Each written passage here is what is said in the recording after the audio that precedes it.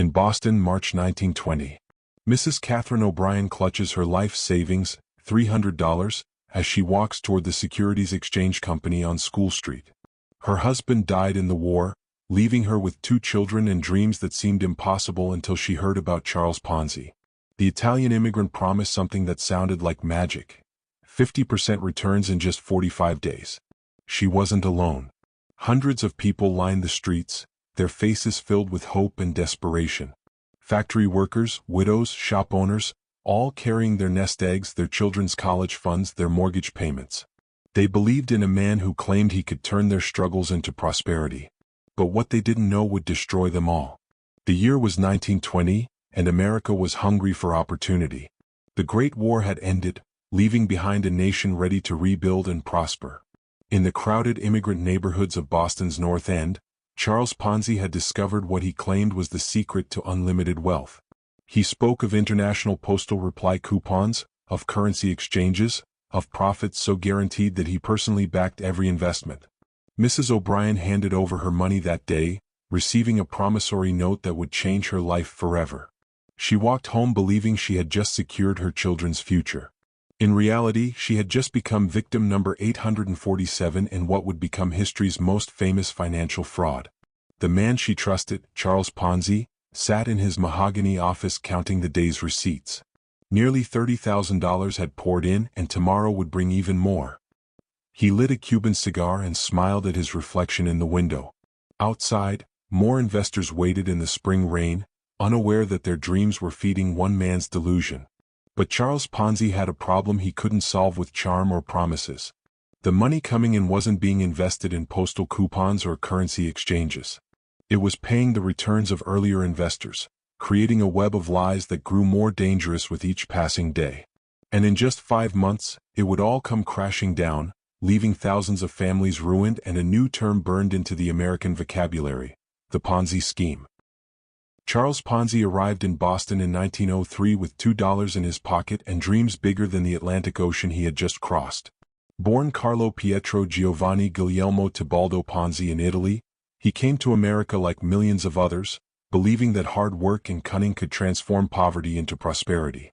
But Ponzi wasn't interested in hard work. His first years in America were a series of small failures and petty crimes.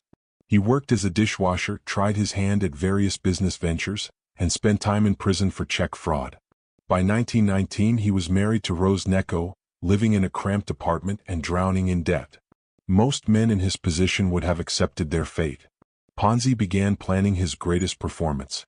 The idea came to him through a business correspondence course he was trying to promote. A letter from Spain contained an international reply coupon, a postal device that allowed someone in one country to pay for postage in another. Ponzi noticed something interesting.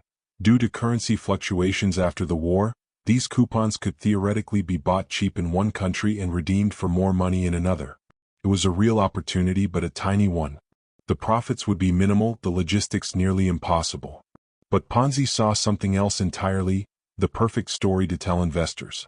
He began crafting his pitch in the winter of 1919. He would tell people he had discovered a secret arbitrage opportunity in international postal systems. He would promise returns so spectacular that even the most conservative investor would be tempted. And he would start small, building trust one satisfied customer at a time. His first investor was Ettore Ghiberti, who gave him $1,750 in December 1919. Ponzi used $1,000 of his own money to pay Ghiberti back with interest, creating the first satisfied customer of what would become the most famous fraud in American history. Word spread through Boston's Italian community like fire through dry wood. Charles Ponzi, the struggling immigrant, had discovered a way to beat Wall Street's finest. Within weeks, neighbors were telling neighbors, friends were calling friends, and strangers were knocking on Ponzi's door with their life savings. But Ponzi had already made a fatal decision. Instead of using the money for the postal arbitrage he described, he began using new investments to pay returns to earlier investors. It was easier, faster, and it created the perfect illusion of success. Every satisfied customer became his best salesman. By February 1920, Ponzi was receiving hundreds of dollars a day. By March, thousands. He moved his operation to a prestigious office building, hired a staff, and began living like the successful businessman he pretended to be. But with each passing day, the gap between what he owed and what he had grew wider. The mathematics of his scheme were brutal and inescapable. To pay 50% returns in 45 days, he needed new money constantly flowing in. Each satisfied customer expected their returns, and each new customer expected the same treatment. The only way to keep the scheme alive was to keep growing it faster and faster, until it consumed everything in its path. By April 1920, something extraordinary was happening on School Street in Boston. Every morning, before the sun rose, hundreds of people gathered outside the Securities Exchange Company. They came from all over New England: Italian immigrants, Irish laborers, Yankee businessmen, and widowed mothers. They carried envelopes stuffed with cash, stock certificates, and family heirlooms to convert to money. They were all chasing the same impossible dream: Charles Ponzi's 50% return in 45 days. Anna Bucola mortgaged her family's bakery to invest $2,000. Giuseppe Daniello sold his barbershop equipment and brought Ponzi $300, every penny he had saved in 12 years in America. Mrs. Rose McNeil, a 70-year-old widow, gave Ponzi her late husband's life insurance money, believing she could triple it and secure her old age. The scene was like something from the California gold rush, but instead of panning for gold, people were handing their money to a smooth-talking immigrant who promised miracles. The local newspapers began calling it Ponzi Mania, and the name was perfect. Logic had abandoned these investors. They had become believers in a financial religion, and Charles Ponzi was their prophet. Ponzi himself was transforming before their eyes. Gone were the shabby clothes and cramped apartment. He now wore custom-tailored suits, drove expensive cars, and lived in a mansion in Lexington. He bought his wife jewelry that cost more than most families earned in a year. He opened accounts at the most exclusive banks and restaurants in Boston. Every display of wealth became proof of his system's success. When investors saw Ponzi's diamond cufflinks or his chauffeur-driven locomobile, they didn't see a man spending their money, they saw a wizard who had discovered the secret to infinite prosperity. The psychology was perfect and terrifying. Early investors received their returns exactly when promised. They told their friends who told their friends who mortgaged their homes to invest. Each success story created 10 new believers. Each payment created the proof that the system worked. But behind the marble facade of Ponzi's office, a different reality was taking shape. His accountant, a nervous man named Joseph Pelletier, tried to explain the mathematics to his boss. The money coming in was being paid out immediately to earlier investors. There was no investment scheme, no international arbitrage, no postal coupons being bought and sold. "Mr. Ponzi," Pelletier said one afternoon, his hands shaking as he showed the books, "we owe $3 million to investors. We have $17,000 in the bank. If even 10% of them want their money back." Ponzi cut him off with a wave of his hand. "Tomorrow we'll take in $200,000. Next week, $300,000. The money keeps coming, Pelletier. It always keeps coming." But Ponzi knew something his accountant didn't. He had discovered that most investors weren't withdrawing their principal. They were so excited by their returns that they were reinvesting everything, allowing their accounts to grow on paper while keeping their money in Ponzi's control. As long as confidence remained high, he could keep the illusion alive indefinitely. What he hadn't calculated was the attention his success would attract from people who weren't blinded by greed. Clarence Barron had built his reputation by asking uncomfortable questions. As the publisher of Barron's Financial Weekly, he had seen every type of investment scheme, legitimate and fraudulent. In May 1920, when his reporters began hearing stories about Charles Ponzi's miraculous returns, Barron decided to investigate. The numbers didn't add up. Barron calculated that to generate the returns Ponzi was promising, he would need to be trading millions of dollars worth of international reply coupons every day. But Barron's contacts in the Postal Service told him something disturbing. The entire world's supply of these coupons was worth only about $75,000. Even if Ponzi could buy and sell every coupon in existence, he couldn't generate enough profit to pay his investors. On May 2, 1920, Barron published his findings. The article was careful and measured, but its conclusion was devastating. Charles Ponzi's returns were mathematically impossible. The article should have ended everything immediately. Instead, it barely made a dent in the mania. Ponzi's investors weren't interested in mathematics or financial analysis. They had seen their neighbors get rich. They had watched Ponzi transform from a struggling immigrant to a mansion-dwelling millionaire. They believed in results, not theories. Ponzi himself responded to Barron's article with characteristic audacity. He called a press conference and accused Barron of jealousy and incompetence. He offered to show reporters his offices, his books, and his satisfied customers. He even claimed he was considering buying Barron's own publication to shut down what he called slanderous journalism. The performance was masterful. Instead of losing investors, Ponzi attracted even more. People reasoned that if Ponzi was confident enough to attack his critics publicly, he must have nothing to hide. The amount of money flowing into his offices actually increased after Barron's article was published. But other people were starting to pay attention. The Massachusetts Attorney General's office received copies of Barron's article. Banking regulators began asking quiet questions about Ponzi's deposits. And in Washington, postal inspectors started wondering why someone would claim to be trading millions of dollars worth of postal coupons when so few existed. Meanwhile, the human cost of Ponzi's fraud was growing every day. Families were liquidating their children's college funds. Elderly couples were cashing in their life insurance policies. Small business owners were selling their shops to invest with the man they believed had discovered the secret to unlimited wealth. Mrs. Catherine O'Brien, the war widow who had invested her life savings in March, returned to Ponzi's office in June to reinvest her returns. Her original $300 had grown to $450, and she was convinced she had found the answer to her prayers. She decided to take out a loan against her house and invest another $1,000. She walked out of Ponzi's office that day carrying a promissory note worth $1,500, scheduled to mature in August. She was planning to use the money to move her children to a better neighborhood and maybe even buy a small business. She had no idea that Charles Ponzi was about to face the one thing his charm and promises couldn't overcome: a government investigation that would strip away every lie he had told. July 1920 brought a heat wave to Boston, but Charles Ponzi was feeling a different kind of heat. Federal agents had begun asking banks about his deposits. Newspaper reporters were camping outside his office building. And most dangerously, some of his early investors were starting to ask questions about when they could see their actual profits, not just reinvest them. The mathematics of Ponzi's scheme had become a monster feeding on itself. He now owed investors over $7 million, but his actual assets were less than $300,000. Every day he needed to bring in massive amounts of new money just to pay the returns he had promised. And every day that number grew larger. Joseph Pelletier, his accountant, was having nightmares about the ledger books. The man who had once been excited to work for Boston's financial wizard now dreaded coming to the office. He could see the future with mathematical certainty. This had to end, and when it did, it would destroy everyone involved. "Mr. Ponzi," Pelletier said during a private meeting in July, "we're taking in $100,000 a day, but we're paying out $120,000. We're falling behind. If this continues..." Ponzi slammed his hand on his desk. "If this continues, we'll be millionaires. The money keeps coming, Pelletier. It always keeps coming. You're thinking like a bookkeeper instead of thinking like a visionary." But privately, Ponzi was beginning to panic.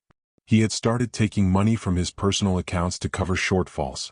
He had borrowed against his mansion, his cars, even his wife's jewelry. The lifestyle that was supposed to prove his success was now draining the resources he needed to keep his scheme alive. On July 26, 1920, the Boston Post published a front-page investigation into Ponzi's operation. The reporter had done what Charles Barron had done 2 months earlier, but with more detail and more damaging evidence. The article revealed that Ponzi had been previously convicted of fraud. It showed that his claimed postal arbitrage system was impossible. And most devastatingly, it estimated that Ponzi would need to control more money than existed in the entire United States postal system to deliver the returns he was promising. This time the article had its intended effect.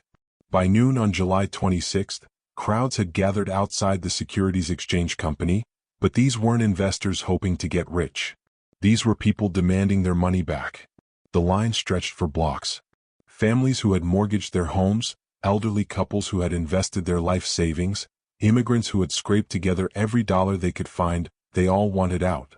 Ponzi emerged from his office that afternoon to face the angry crowd. He was still wearing his expensive suit and diamond cufflinks, but his face showed the strain of a man whose world was collapsing. He climbed onto a chair and shouted over the noise of the crowd. "Ladies and gentlemen," he called out, "I understand your concerns. But I want to assure you that every penny you invested is safe. Every promise I made will be honored. Those who want their money back will get it. Those who want to stay with me will become wealthy beyond their dreams." It was his greatest performance and his last. For the next 3 days, Ponzi paid out over $2 million to investors who demanded their money back. He liquidated every asset he could find. He borrowed money from loan sharks. He even tried to rob his own corporate accounts. But the mathematics were inescapable. On July 29, 1920, the Securities Exchange Company closed its doors. Charles Ponzi was arrested by federal agents as he tried to leave his mansion. The man who had promised to make Boston rich had instead created one of the greatest financial disasters in American history. Mrs. Catherine O'Brien stood in line for 14 hours that final day, hoping to withdraw the $1,500 Ponzi owed her. When the doors closed, she realized she had lost everything: her life savings, her loan against the house, and her children's future. She was 62 years old and would spend the rest of her life working as a seamstress, trying to pay off the debt she had incurred chasing Charles Ponzi's impossible dream. The aftermath of Charles Ponzi's collapse revealed the true human cost of financial fraud. When federal agents finally managed to untangle his books, they discovered he had taken approximately $15 million from investors but had only about $1.5 million in assets. Nearly 40,000 people had given him money, and most of them would never see a penny returned. The stories were heartbreaking and endless. Giuseppe Daniello, the barber who had sold his shop to invest, died of a heart attack when he learned his money was gone. Anna Bucola's family lost their bakery when they couldn't make the mortgage payments. Hundreds of elderly investors were forced to move in with relatives or seek charity to survive. Charles Ponzi himself showed no remorse. During his trial, he continued to insist that his system could have worked if the newspapers and government hadn't interfered. He blamed everyone except himself: jealous competitors, corrupt regulators, even his own investors for panicking. "I gave them hope," he told reporters after his conviction. "I showed them that an immigrant could succeed in America. If they had trusted me just a little longer, I would have made them all rich." But the evidence told a different story. Federal investigators discovered that Ponzi had never bought a single international reply coupon for investment purposes. He had spent the vast majority of investor money on his own lifestyle and on paying returns to earlier investors. He had created nothing except an elaborate illusion, and when that illusion collapsed, it crushed thousands of innocent people. Ponzi was sentenced to 5 years in federal prison, followed by additional time on state charges. He was eventually deported to Italy, where he died in poverty in 1949. His name had become synonymous with financial fraud, and his scheme had entered the dictionary as a warning to future generations. But the warning wasn't enough. As the decades passed, the memory of Charles Ponzi began to fade. New generations of Americans grew up hearing about his scheme as ancient history, a relic from the early days of the 20th century when people were more naive and regulations were weaker. They believed that such massive fraud could never happen again, not in the modern world of sophisticated investors and government oversight. They were wrong. 68 years after Charles Ponzi's arrest, another man was building an empire based on lies and stolen money. But this time, the fraud would be hidden behind a veneer of respectability that Ponzi could never have imagined.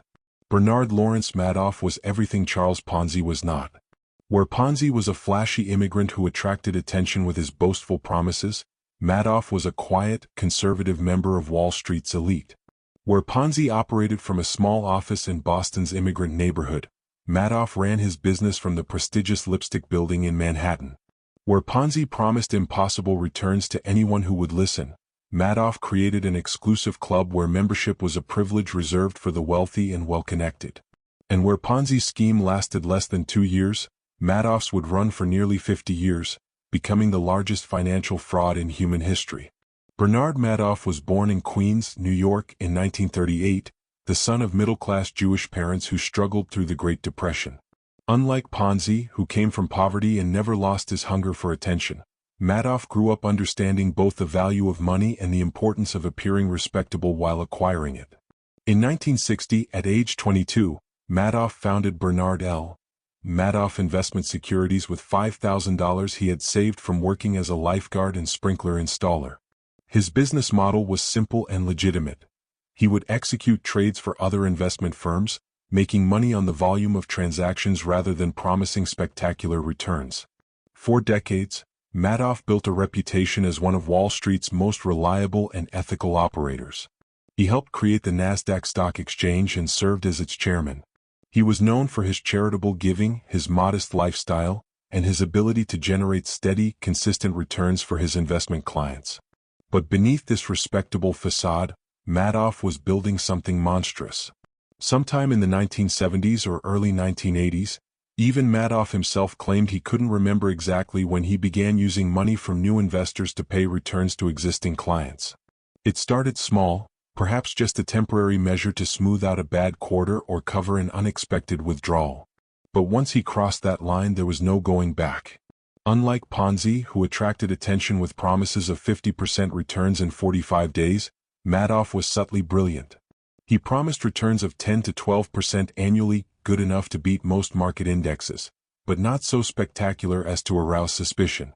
He claimed to use a sophisticated strategy called split-strike conversion, which sounded complex enough to justify his results but vague enough that few people understood it. Most importantly, Madoff made his investment fund exclusive. He didn't advertise or solicit investors. Instead, he created the impression that investing with him was a privilege available only to the wealthy elite and their friends. People begged to be allowed into his fund, and this desperation made them less likely to ask uncomfortable questions about how he generated his returns. By the 1990s, Madoff was managing billions of dollars for clients who included Hollywood celebrities, European royalty, and some of the world's most sophisticated institutional investors. Unlike Ponzi's desperate victims, Madoff's clients were wealthy, educated, and experienced. They should have known better. But they didn't because Bernie Madoff had perfected the art of the lie. Ruth Alpern met Bernie Madoff when they were both teenagers in Queens. They married in 1959, and she became not just his wife but his business partner and the guardian of his reputation. While Bernie built his trading operation, Ruth managed their social life, cultivating relationships with the wealthy families who would become his most important clients. By the 1980s, the Madoffs had become fixtures in the exclusive social circles of Manhattan, Palm Beach, and the Hamptons. They belonged to the right country clubs, attended the right charity events, and vacationed at the right resorts. Bernie was known as a quiet, serious man who avoided the flashy behavior that characterized many Wall Street moguls. This reputation for discretion and respectability became the foundation of his fraud. Unlike Charles Ponzi, who operated in the open and courted publicity, Madoff built his investment advisory business on secrecy and exclusivity. Potential clients were told that they couldn't invest directly with him.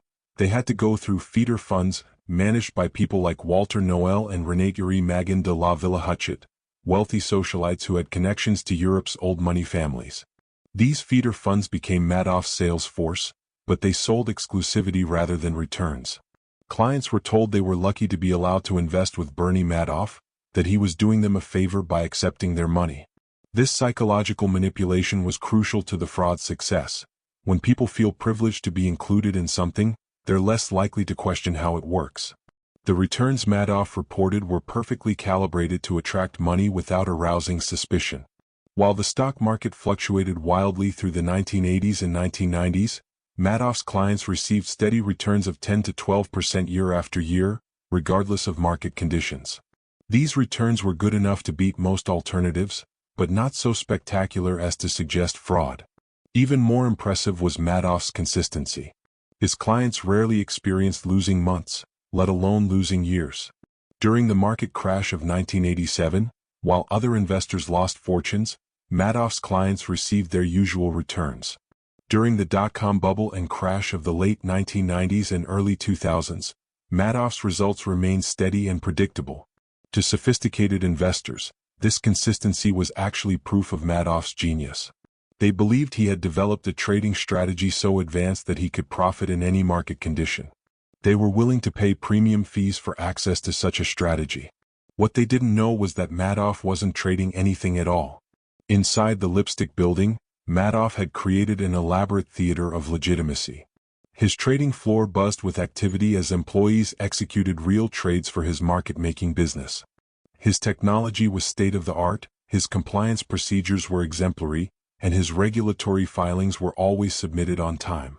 But the investment advisory business, the part that managed money for wealthy clients, operated on a separate floor with a separate staff. This staff, led by Madoff's longtime lieutenant Frank DePascali, had only one job: to create fake documents that would support whatever returns Madoff decided to report. When clients requested account statements, DePascali's team would generate them showing profitable trades that had never occurred. When regulators asked for documentation, they would create trading records backdated to support Madoff's claims. When auditors reviewed the books, they would see carefully constructed lies that appeared to verify billions of dollars in assets that didn't exist. The sophistication of this deception was breathtaking. Madoff had created a parallel universe where his fraud appeared legitimate to everyone who examined it. Unlike Ponzi, whose scheme collapsed when people started asking basic questions, Madoff's fraud was designed to withstand scrutiny from the most sophisticated investigators. For nearly 30 years it worked perfectly. Hadassah, the Women's Zionist Organization of America, had been supporting Jewish causes around the world since 1912. By the 1990s, the organization had built an endowment worth hundreds of millions of dollars, carefully invested to support their charitable work for generations to come. When Hadassah's investment committee learned about Bernie Madoff's exclusive fund, they saw an opportunity to supercharge their charitable mission. Madoff's steady returns could generate millions of additional dollars for Jewish education, medical research, and support for Israel. After careful consideration, they invested nearly their entire endowment with him. Elie Wiesel, the Nobel Peace Prize-winning Holocaust survivor and author, had spent his life fighting against injustice and deception. His foundation was dedicated to combating indifference, intolerance, and injustice around the world. When Wiesel met Bernie Madoff through mutual friends in the 1990s, he saw a successful Jewish businessman who shared his values and could help his foundation grow. Wiesel's foundation eventually invested $15.5 million with Madoff, virtually everything they had. These weren't naive investors chasing get-rich-quick schemes. These were sophisticated institutions with experienced investment committees, professional staff, and fiduciary responsibilities to thousands of members and donors. They chose to invest with Madoff because his reputation, returns, and exclusivity convinced them he was the safest choice available. But they weren't alone. By 2008, Madoff was managing money for some of the world's most prestigious investors. The Fairfield Greenwich Group had raised $7 billion from wealthy clients specifically to invest with Madoff. Their clients included European banks, Latin American billionaires, and American hedge fund managers who believed Madoff had discovered the holy grail of investing. The Pickauer Foundation, led by philanthropist Jeffrey Pickauer, had invested over $7 billion with Madoff, making it one of the largest charitable foundations in America. The foundation supported medical research, education, and Jewish causes, believing that Madoff's returns would allow them to give away hundreds of millions of dollars to worthy causes. Banco Santander, one of Europe's largest banks, had created investment products specifically designed to give their wealthy clients access to Madoff's strategy. Thousands of European investors bought these products, believing they were getting exposure to the most sophisticated hedge fund strategy in America. Even other hedge fund managers invested with Madoff. These were people who understood financial markets better than almost anyone, yet they were convinced that Bernie Madoff had developed a trading system so advanced that they couldn't replicate it themselves. The psychology of Madoff's fraud was perfect. Unlike Ponzi, who had to constantly recruit new investors with promises of impossible returns, Madoff let his reputation do the recruiting. People wanted to invest with him because other sophisticated people were investing with him. It was a self-reinforcing cycle of trust and exclusivity. But the most powerful element of Madoff's fraud was the way it exploited people's desire to belong to something special. His clients didn't just think they were making money, they thought they were part of an elite group that had access to financial secrets unavailable to ordinary investors. This sense of privilege made them defensive when anyone questioned Madoff's methods. When financial analyst Harry Markopolos repeatedly warned regulators that Madoff's returns were mathematically impossible, Madoff's investors dismissed him as jealous and incompetent. They had seen their account statements. They had received their returns. They knew Bernie personally, had played golf with him, had attended his charity events. They trusted him with their money, their foundations, and their futures. They were about to learn that trust, no matter how well-placed it seems, can be the most dangerous thing in the world. In December 2008, the global financial system was collapsing. Lehman Brothers had failed, AIG had been bailed out, and stock markets around the world were experiencing their worst performance since the Great Depression. Wealthy investors were scrambling to withdraw money from risky investments and move it to safety. For Bernie Madoff, this financial crisis represented the beginning of the end. Throughout 2008, clients had been requesting billions of dollars in withdrawals. The Fairfield Greenwich Group alone wanted to pull out $7 billion. Other feeder funds were getting redemption requests from their investors, who needed cash to cover losses in other parts of their portfolios. For nearly 30 years, Madoff had managed withdrawal requests by attracting new money fast enough to cover what was going out. But the 2008 financial crisis had shut down that flow. Wealthy investors weren't looking for new opportunities, they were trying to preserve what they had left. By November 2008, Madoff was facing withdrawal requests totaling more than $7 billion. His actual assets were less than $300 million. The mathematical impossibility of his situation was finally catching up with him. On December 9, 2008, Madoff's sons Mark and Andrew came to his Manhattan office for what they expected to be a routine business meeting. Bernie had told them he wanted to discuss bonuses for the year, and they assumed it would be a quick conversation about how to distribute the firm's profits. Instead, their father told them something that would destroy their family forever. "I'm finished," Bernie said, his voice barely above a whisper. "It's all been one big lie.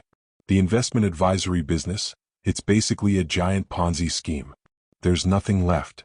Mark and Andrew Madoff stared at their father in disbelief. They had worked for his firm their entire adult lives. They had built their own reputations on his success.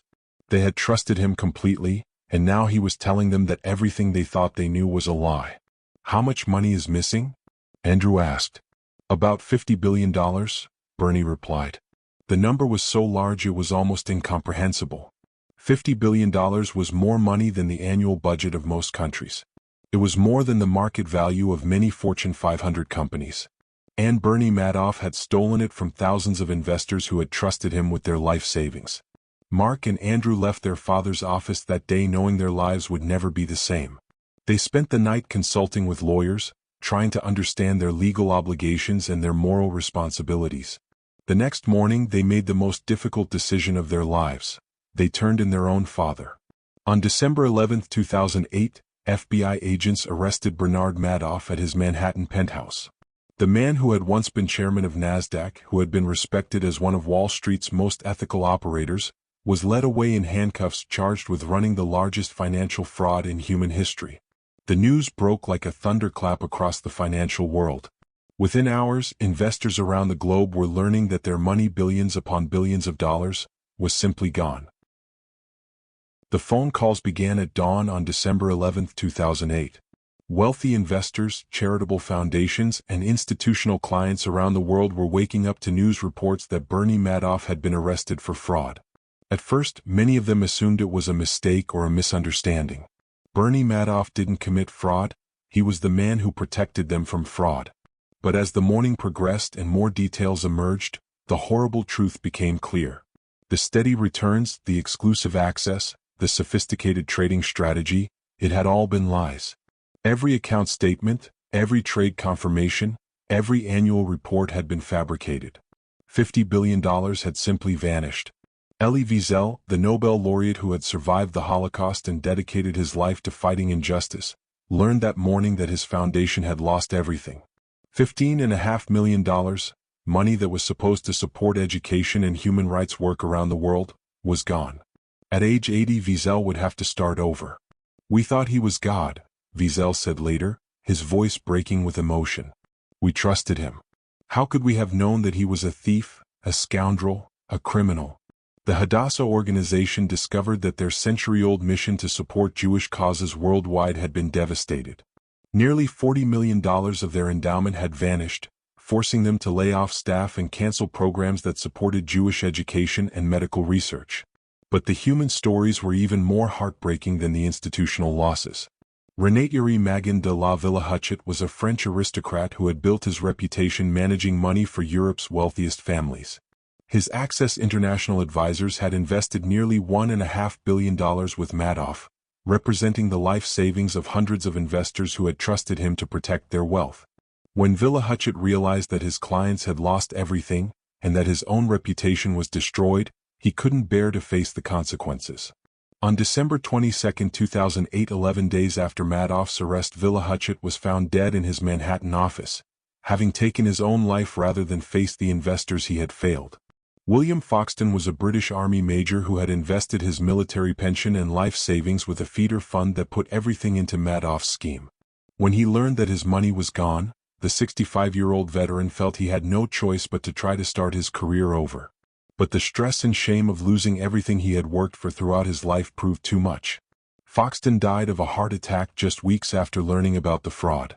The Chase Family Foundation had been one of the most generous supporters of Jewish causes in America, giving away millions of dollars every year to support education, medical research, and social services. The foundation had invested with Madoff through Stanley Chase, a businessman who had built his reputation by generating steady returns for wealthy clients. When the fraud was revealed, the foundation discovered that not only had they lost their entire endowment, but they might be forced to return years of charitable donations to Madoff's bankruptcy trustee. Programs that had supported thousands of families were shut down overnight. These weren't abstract financial losses, they were human.